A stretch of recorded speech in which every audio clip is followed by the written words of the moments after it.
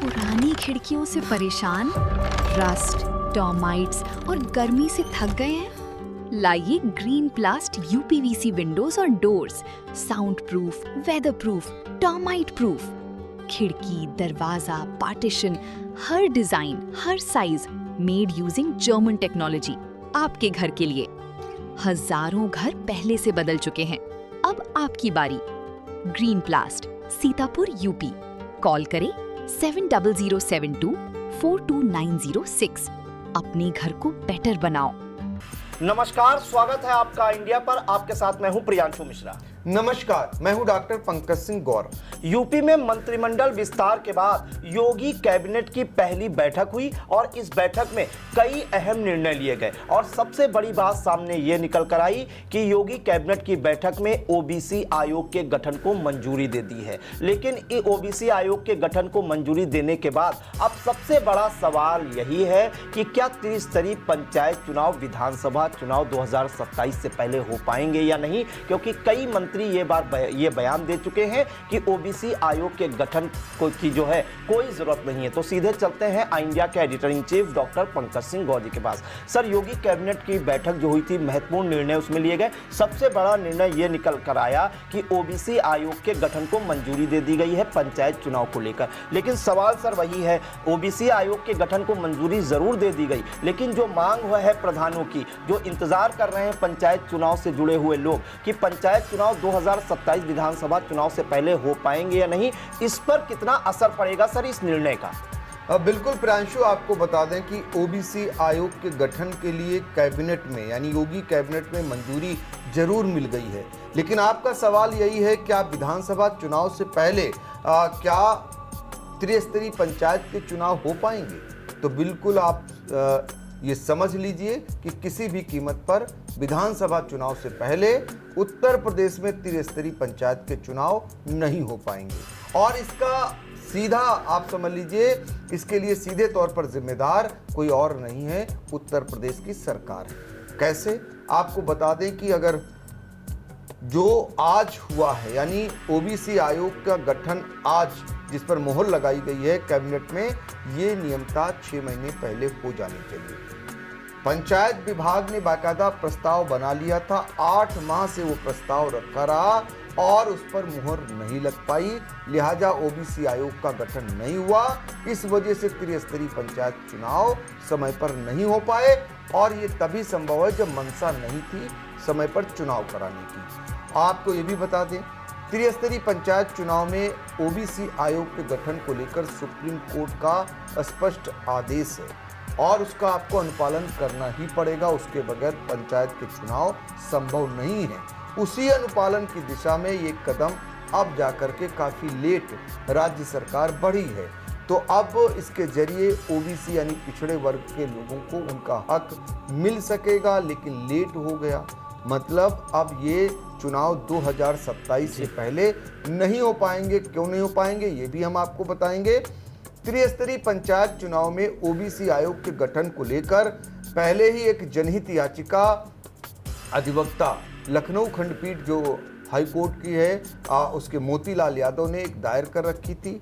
उसमें सरकार ने माना, उनके सरकारी वकील ने माना कि आयोग का गठन करने के लिए सरकार तैयार है, लेकिन उस पर अमल नहीं किया। जब अमल नहीं किया तो अधिवक्ता मोतीलाल यादव ने जनहित याचिका इसको जो जनहित याचिका दायर की थी उसमें अवमानना याचिका उन्होंने दाखिल कर दी, जिसकी सुनवाई 19 मई को इलाहाबाद हाई कोर्ट की लखनऊ खंडपीठ में होनी है। उससे एक दिन पहले ये योगी कैबिनेट ने इस पर मोहर लगा दी है। चूंकि अवमानना याचिका में सीधे तौर पर पंचायत विभाग के प्रमुख सचिव अनिल कुमार को पार्टी बनाया गया है। पहले तो जो प्रस्ताव बनाया था उन्होंने अवमानना याचिका के जो ड्राफ्ट तैयार किया था उसमें मुख्य सचिव को ही पार्टी बनाया था। चूंकि कैबिनेट का जो निर्णय है वो जो है पंचायती राज प्रमुख के ऊपर नहीं उसके जिम्मेदार हो सकते। उसके जिम्मेदार असल में मुख्य सचिव को आप बना सकते, पार्टी बना सकते, सरकार से पूछ सकते हैं, लेकिन फिर पार्टी उन्होंने प्रमुख सचिव को बनाई जिस पर सुनवाई होनी है। लेकिन उससे पहले योगी सरकार ने कैबिनेट पर मोहर लगा दी। अब हम आपको समझाने वाले हैं, बताने वाले हैं कि आखिर जो ओबीसी आयोग के गठन को मंजूरी दी है राज्य सरकार ने, योगी सरकार ने, उसमें क्या होता है। दरअसल जो आयोग है ये पंचायत चुनाव में ओबीसी आरक्षण जो है उसको तय करेगा, इसी पर जिम्मेदारी होगी। इसमें 5 सदस्य होते हैं और इसका जो अध्यक्ष होता है वो हाई कोर्ट का सेवानिवृत्त जज होता है। ये जो है इनको अध्यक्ष बनाया जाता है, सेवानिवृत्त जज को, और फिर आयोग जो है उनका जो कार्यकाल होता है वो 6 महीने का होता है और इसके बाद आरक्षण तय हो सकता है। यही आयोग जो है तय करता है आरक्षण, यानी नवंबर 2026 तक आयोग की रिपोर्ट आ सकती है। नवंबर 2026 तक आयोग की रिपोर्ट आ सकती है। इसके बाद आरक्षण तय होगा। इसलिए साफ है कि पंचायत चुनाव विधानसभा 2027 चुनाव के बाद ही हो सकेंगे। ये बिल्कुल क्लियर है, इसमें कोई वो नहीं है कि पहले हो जाएंगे चुनाव, ये बिल्कुल समझ लीजिए। 4 फरवरी 2025 को हाई कोर्ट ने सरकार को आयोग गठन का आदेश दिया था। आप सोचिए, आयोग गठन का आदेश 4 फरवरी 2025 को दिया था हाई कोर्ट ने, और गठन कब हुआ, गठन होने के बाद प्रस्ताव कब पास हुआ आयोग में, आप समझ सकते हैं। अब आपको बताने वाले हैं कि पिछड़ा वर्ग आयोग का गठन क्यों हो रहा है। ये हमने आपको बताया कि आरक्षण कैसे तय करते हैं, कैसे ये प्रक्रिया पूरी होती है, ये भी जान लीजिए।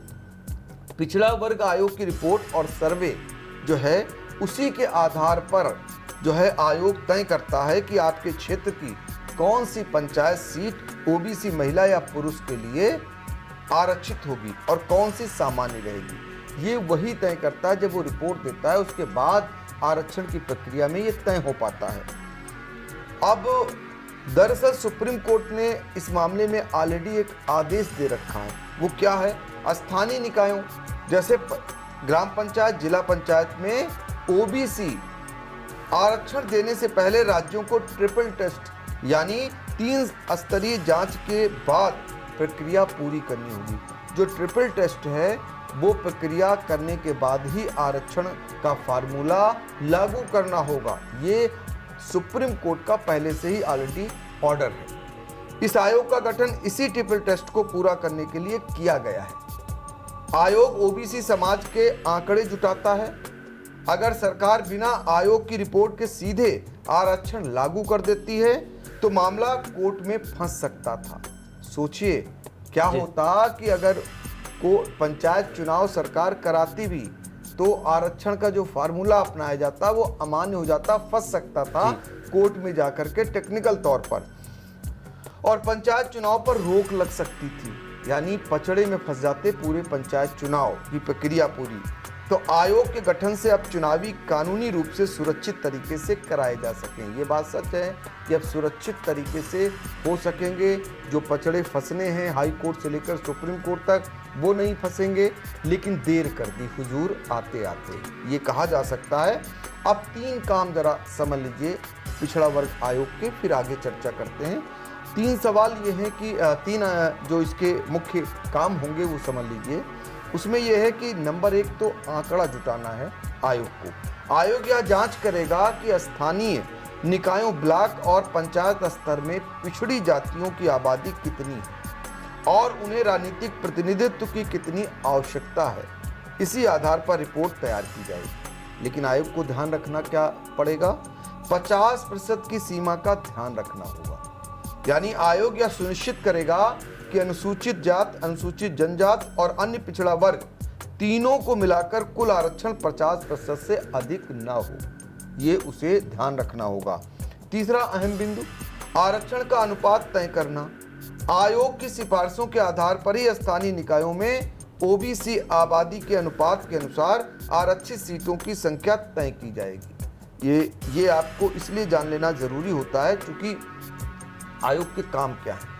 तो अब आपको बताते हैं कि ये तब हुआ है कैबिनेट में पास जब 19 या 26 मई को ग्राम पंचायतों का कार्यकाल खत्म हुआ। आप सोचिए 26 मई से कितने दिन पहले, 8 दिन पहले। 8 दिन पहले राज्य सरकार ने ओबीसी आयोग का गठन किया। अब जाहिर सी बात है ओबीसी आयोग का गठन होता है, जो प्रक्रिया बताई 6 माह का इनका कार्यकाल होता है। अगर युद्ध स्तर पर भी काम करता है ये आयोग, तब भी 3 महीने प्रक्रिया में लग जाता है पूरी, और फिर उसके बाद आरक्षण तय होगा। ये करते करते फिर अधिसूचना जारी होती है आयोग की तरफ से, निर्वाचन आयोग की तरफ से। ये सब करते करते प्रक्रिया में 6 महीने लग जाते हैं। तो इन्हीं स्थितियों में ये कहा जा सकता है कि अब उत्तर प्रदेश के चुनाव विधानसभा चुनाव के बाद होंगे, ये पूरी तरीके से तय है। आपको ये भी बता दें कि इस बीच सबसे बड़ी चिंता प्रधानों में है। जो प्रधान उनके बस्ते जमा होंगे, यानी प्रशासक क्या एडीओ बनेंगे। लेकिन एक और अंदर खाने जो चल रहा है कि योगी सरकार उन्हें नाखुश नहीं करना चाहती है, वो ये है कि चूंकि समय पर चुनाव नहीं हुए, टल गए, तो नाराजगी जाहिर सी बात है। तो एक काट निकाली जा रही दूसरे राज्यों में, जैसे प्रधानों को आगे का कार्यकाल देने का, यानी प्रधान ही संचालित करेंगे अपने गांव की सरकार, तो उसकी तैयारी कर रहे हैं। प्रधान दबाव बना रहे हैं निरंतर। लेकिन उन उम्मीदवारों का क्या होगा जो चुनाव लड़ने की तैयारी साल भर से करे बैठे थे। लाखों लाख उम्मीदवार, 57,000 से ज़्यादा ग्राम पंचायतें हैं और लाखों लाख उम्मीदवार करोड़ों अरबों रुपया खर्च कर चुनाव लड़ने की तैयारी किए हुए थे। और 6 महीने अगर उनको प्रधानों को कार्यकाल और दिया गया तो उनके साथ क्या होगा, एक ये भी समस्या खड़ी हुई है। तो वो नाराज नहीं होंगे क्या? ऐसे में चूंकि लेट हुआ है तो इसका खामियाजा सरकार को कितना भुगतना पड़ेगा, ये तो आने वाला समय बताएगा, चूंकि उससे पहले विधानसभा के चुनाव होंगे।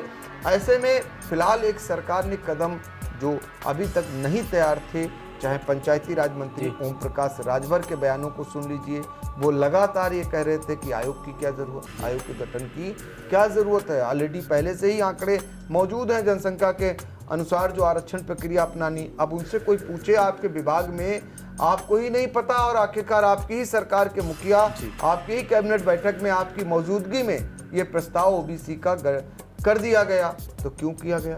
आपसे कोई पूछना चाहिए उनसे कायदे से। दूसरा, हमने जिले के प्रभारी मंत्री राजा वेंकटेश्वर शरण सिंह से बातचीत की थी, उनका भी यही कहना था कि आयोग के गठन की कोई ज़रूरत नहीं, समय पर चुनाव होंगे, ये सारे लोग समय पर चुनाव होंगे, चाहे वो ओम प्रकाश राजभर हो, चाहे डिप्टी सीएम ब्रजेश पाठक हो, या मंत्री वेंकटेश्वर शरण सिंह हो, सबका एक ही कहना था, समय पर चुनाव होंगे। समय पर चुनाव तो नहीं हुए। साथ ही ये भी कहना था आयोग, पिछड़ा वर्ग आयोग की कोई आवश्यकता नहीं है, आखिरकार उसके लिए उन्हें कैबिनेट में प्रस्ताव को पास करना पड़ा। तो अपने बयानों पर गौर करना चाहिए, जनता उन पर विश्वास करती है, पूरे प्रदेश की जनता उन्हें मंत्री मानती है, और मंत्री जी के अगर ये बयान आते हैं तो निश्चित लोग आहत होते हैं। फिलहाल योगी सरकार ने पिछड़े वर्ग को उनका हक देने के लिए एक कदम देर से ही सही अब कम से कम उस पर तैयार हुई है।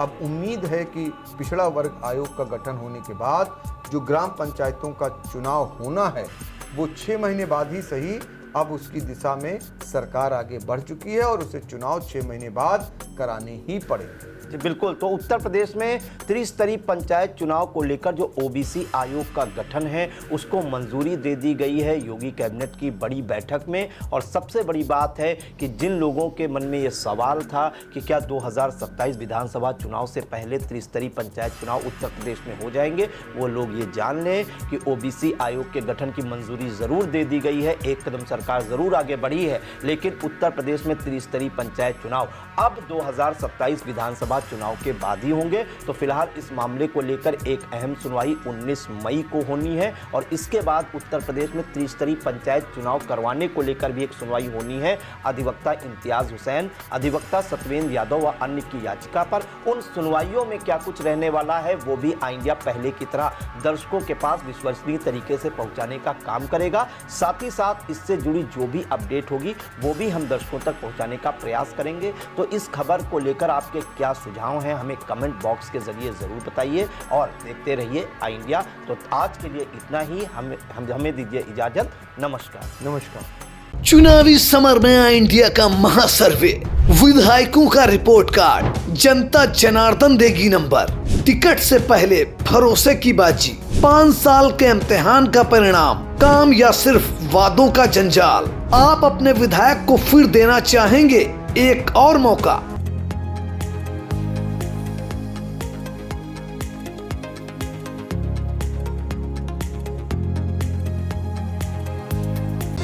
Sagar School is a place where we ponder our kids with care and creativity. We provide students the room to explore their imaginations and enhance their education.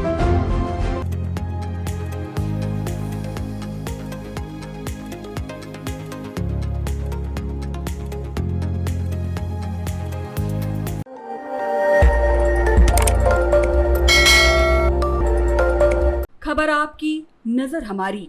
देखते रहिए आई इंडिया।